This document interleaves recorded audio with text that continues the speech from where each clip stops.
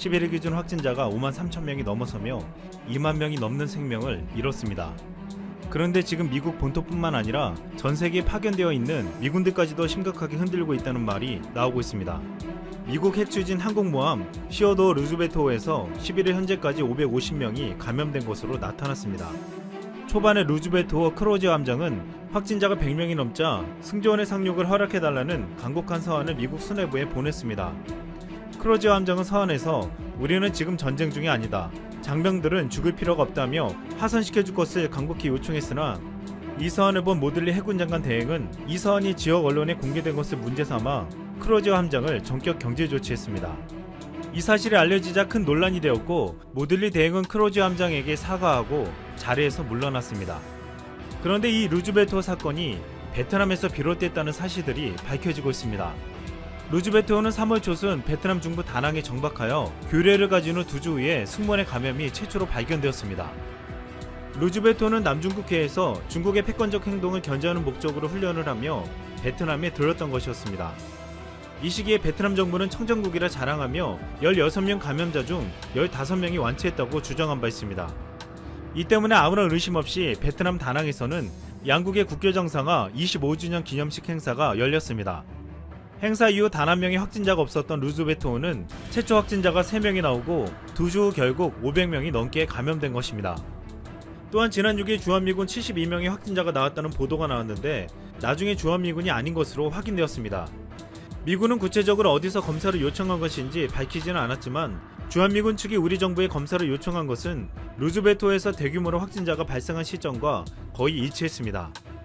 한 군 관계자는 미 해군이 핵항모의 상황이 급하게 돌아가자 진단의 속도와 정확성이 높고 이베이 항로에서 멀지 않은 한국 측에 주한미군을 통해 긴급히 검사를 요청한 것으로 안다고 말했습니다. 이 사건 이후 미군에서는 앞으로 이 같은 상황이 재발할 수 있다는 우려가 크게 제기되고 있습니다. 존 하이튼 미 합참차장은 바다에 떠있는 군함이 많고 많은 병력이 배치되어 있다며 핵항모엔 5,000명이 있다고 했습니다. 이 때문에 앞으로 해야 할 일은 이런 종류의 감염병에 대해 어떻게 대응할지 알아내는 것이라고 했습니다. 미군이 결국 대응책으로 찾은 것은 한국 육군의 대응 방식이었습니다. 미 육군 총장은 한국 육군이 신속한 역학조사와 진단검사로 확진자 조기 분리와 개인 위생관리 생활화로 성공적으로 확산을 막았다며 한국 육군의 대응 조치는 주한미군을 통해 인지하고 있으며 이 교훈은 전 세계 미군과 공유하고 있다고 했습니다. 그리고 주한미군의 기준이 모든 미군의 기준이 되고 있다고 했습니다. 한국의 도움은 지금 흔들리고 있는 미군에게 기준이 되어주며 위기 극복에 대한 안내자가 되어주고 있습니다. 그런데 한국의 방역 대책은 미국을 포함한 대부분의 나라들이 모델로 삼고 있지만 이를 완전히 무너뜨리는 목소리가 나왔습니다. 프랑스에서 방송에 자주 출연하는 비르지니 프라데 변호사가 한국을 공개적으로 저격한 것입니다. 지난 6일 비르지니 프라델은 경제지 레즈코에 기고한 글에서 한국의 방역 대책을 가리키며 개인의 자유를 존중하지 않는 최악의 국가라고 비판했습니다. 그는 한국은 극도의 감시 문화를 갖고 있는 나라라고 비판하며 정부는 프랑스인들이 결코 이러한 일을 겪지 않도록 노력해야 한다고 했습니다. 더 나아가 그는 한국 사람이 겨냥해 사람들이 밀고로 돈벌이를 한다고 하며 한국은 감시와 밀고에 있어 중국 다음으로 세계에서 2번째 나라라고 했습니다. 심지어 한국인들은 길거리에서 담배꽁초를 버리는 것과 다른 사람들을 불리우는 신고에 돈을 번다고도 했습니다. 이 같은 어이없는 주장의 주 프랑스 한국 대사관은 이를 반행하는 경제지에 반박하는 기고문을 보냈습니다. 얼마 전 프랑스 정부 일부에서도 이 같은 주장에 동조하며 한국의 시스템이 극단적으로 사생활 침해적이라고 평가한 바 있습니다. 하지만 이런 프랑스 일각의 주장에 강력한 일침들이 쏟아져 나왔습니다. 프랑스 르피가로의 도쿄 특파원 레지스 아르노 기자는 지난 9일 우리 의사결정권자들의 한국의 방식에 대한 오만을 참을 수 없다고 분노를 표출했습니다. 그는 한국의 방식을 사생활 침해로 치부해버린 프랑스가 뒤늦게 국민의 기본권까지 침해하면서도 바이러스 확산을 막지 못했다고 주장했습니다. 지난 2일 제레미 앙드레 플로레스 기자는 한국식 통제 방식이 민주주의와 인권을 위협한다는 프랑스 등 일부 서방 국가들의 시각은 망상이라고 비판했습니다. 그리고 이 같은 망상은 지금 확인되는 결과로 처참하게 무너지고 있습니다. 한국은 12일 0시 기준 국내 확진자가 전날 대비 32명이 늘며 총 1,512명이 되었습니다. 신규 확진자 32명의 대부분인 24명이 해외 유입자였고 지역사회 발생자는 8명에 불과한 것으로 드러났습니다. 이 같은 한국의 통계는 프랑스에서 전날 하루 동안 5,000명 가까이 늘고 누적 확진자가 13만 명에 육박한 수치와는 너무나도 대조적이었습니다. 이 같은 결과를 지켜보며 프랑스 정부는 일부에서 프라이버시를 침범한다는 한국의 방역 대책이 개인의 자유를 침해하는 것이 아니라 이 사태를 해결할 수 있는 중요한 열쇠라고 생각하고 있습니다. 프랑스 정부는 이미 한국에 교통 분야 대응 요령까지 공유해달라며 방역 노하우를 전수받았고, 지난 10일에는 한국의 의약품 수입 협조를 요청하기도 했습니다. 또한 정부 차원에서는 동선을 추적하는 한국식 스마트폰 앱 개발에 들어간 것으로 알려졌습니다. 프랑스 정부는 스톱코비드라는 앱을 개발 중인데, 이 앱의 추적 방식은 무선으로 데이터를 주고받는 블루투스를 이용하는 방식이었습니다. 스마트폰에 블루투스를 켜놓고 생활하다가 특정인에게 가까이 다가서면 두 사람의 스톱코비드 앱이 상대방의 식별 정보를 파악하는 것입니다. 만약 상대방이 보건당국에 감염자로 등록된 사람이라면 즉시 알려주고, 그렇지 않더라도 상대방 정보를 3주간 저장하게 됩니다. 스톱코비드 방식의 추적은 프랑스뿐만 아니라 독일, 이탈리아, 스페인 등 8개국 기술진이 공동 개발하고 있으며 이달 내로 상용화하는 것을 목표로 하고 있습니다. 유럽은 이미 늦은 감이 있음에도 한국이 사태 초기에 만들었던 앱을 지금 만들려고 하는 중요한 이유가 있습니다. 지난 2일 영국 옥스퍼드대 연구진은 디지털을 활용한 접촉자 추적 조사는 많은 이들이 사용한다면 전염병을 통제하는 효과를 거둘 수 있다는 보고서를 냈습니다. 이 보고서는 향후 사회적 거리두기 정책이 느슨해지면서 2차 대유행을 막아야 할 때 특히 효과적일 것이라고 했습니다. 이미 한국을 포함한 아시아 국가들이 위치 추적 앱과 자가격리 앱 등을 통해 확진자 증가수를 둔화시켰기에 앞으로 유럽에서도 확산세가 줄어들 때 이 앱을 이용해서 다시 퍼지는 것을 막겠다는 것입니다. 한국은 이번 방역에 있어 새롭고 창조적인 방법들을 놀라운 속도로 만들어냈습니다. 지난 10일 한국에서 발표된 기술은 또다시 전 세계의 주목을 받았습니다. 한국 국토교통부는 지난 10일 질병관리본부와 함께 50여 개 해외 언론사 기자들을 상대로 더 발전된 앱을 발표했습니다. 휴대전화 위치 정보와 신용카드 사용 내역 등 빅데이터를 취합해 확진자의 동선을 10분 이내에 도출하는 시스템입니다. 이 기술은 국토부가 지난 2월 말에 개발에 착수하여 한 달 만에 시스템을 만들어 지난달 26일 질병관리본부로 이관했습니다. 놀라운 것은 국토부 직원들이 브레인스토밍에서 아이디어를 냈고 불과 4일 만에 시제품이 나왔다고 했습니다. 이 시스템이 빨리 개발된 것은 국토부가 2018년부터 개발한 스마트시티 데이터 허브 플랫폼이 있었기에 가능했다고 알려졌습니다. 이 시스템은 대규모 도시 데이터 분석 도구로 교통, 에너지, 환경, 안전 등 도시 내 각 분야의 다양한 빅데이터를 실시간으로 분석할 수 있었습니다. 국토부와 질본은 그동안 역학조사관이 관계기관에 일일이 전화를 걸어 원하는 정보를 얻어 취합하면서 확진자 동선을 분석해야 했으나, 이제 이 시스템을 통해 28개 관련 기관과 실시간으로 정보를 교환함으로써 10분 이내에 확진자의 동선을 입체적으로 파악할 수 있게 됐다고 소개했습니다. 외신 기자들은 이 기술을 수출할 수 있냐고 질문했고, 이익진 국토부 도시경제과장은 여러 국가가 필요하다면 우리 기술을 세계와 나누고 싶다고 말했습니다. 지금 창의적이고 혁신적인 방법을 개발해 감염병에 대처하는 한국의 모습은 전 세계 선진국들을 크게 자극하고 있습니다. 프랑스뿐만 아니라 심각한 상황에 놓인 영국, 독일 보건 담당 부처는 확진자 동선을 추적하기 위해 실시간 스마트폰 데이터를 수집하고 적극적으로 데이터를 공유하기로 했습니다.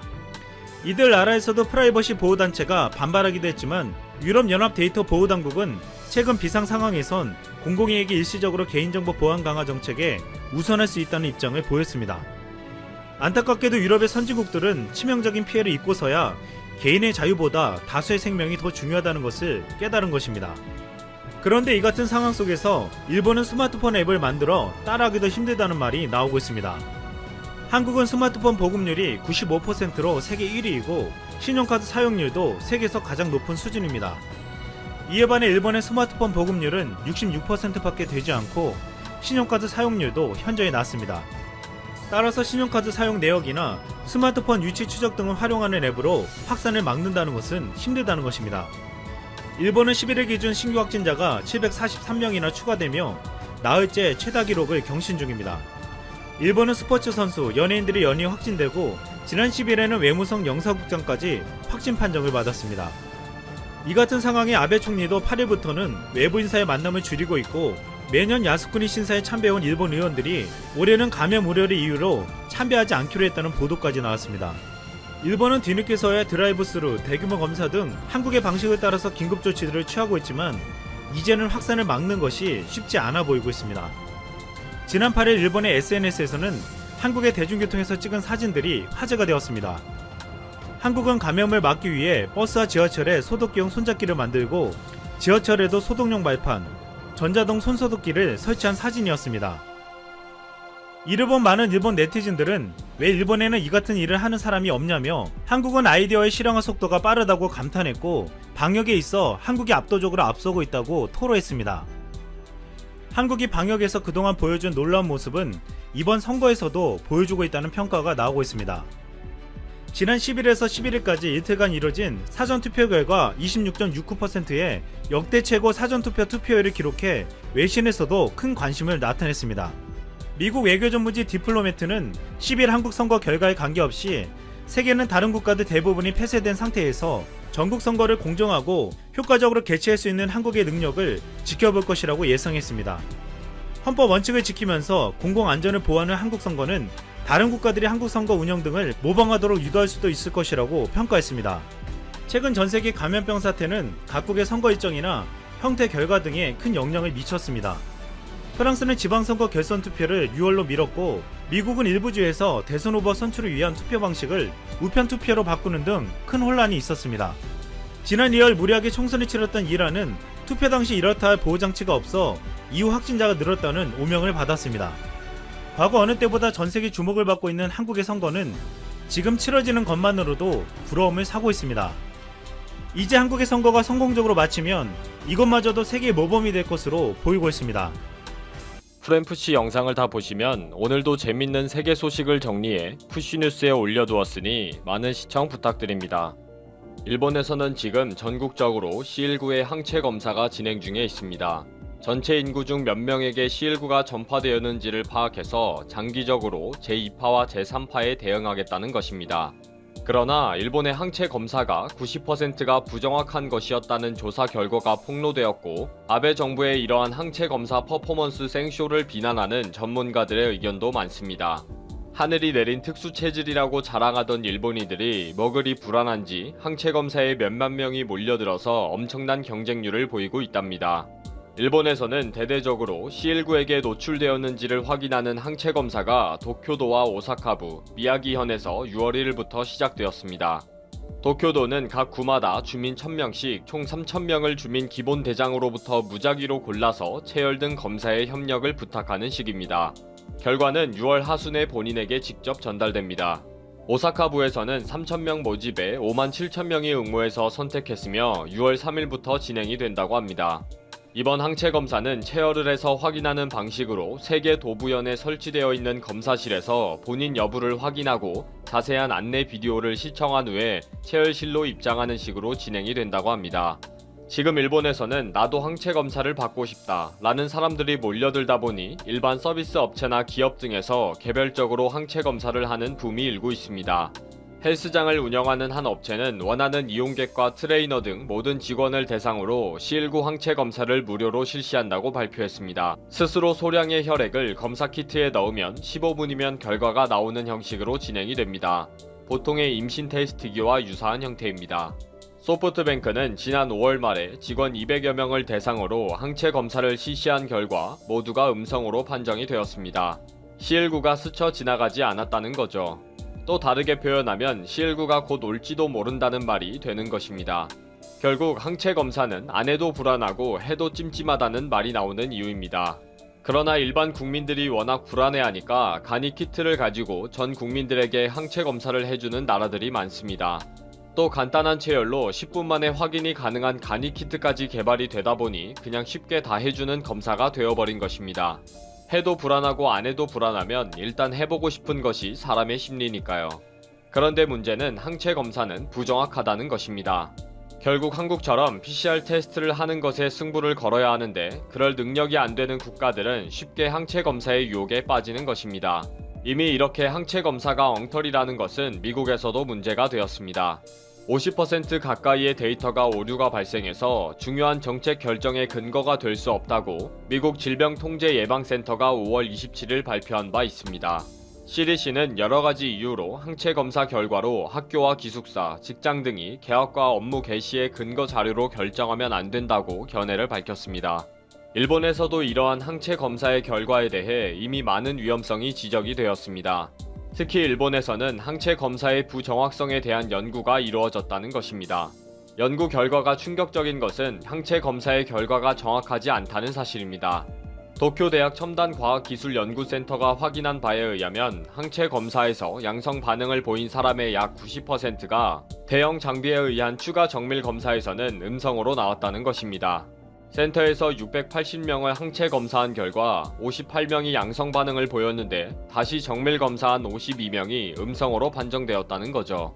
첨단 연구소의 고다마 다스이코 명예교수는 C19의 전파 속도와 무증상자의 확인 가능성을 정확하게 파악하기 위해서는 PCR 테스트가 반드시 필요하며 정밀한 항체 검사가 필요하다. 검사 키트를 활용한 항체 검사는 도리어 혼란을 불러일으킬 수가 있다. 라고 지적했습니다.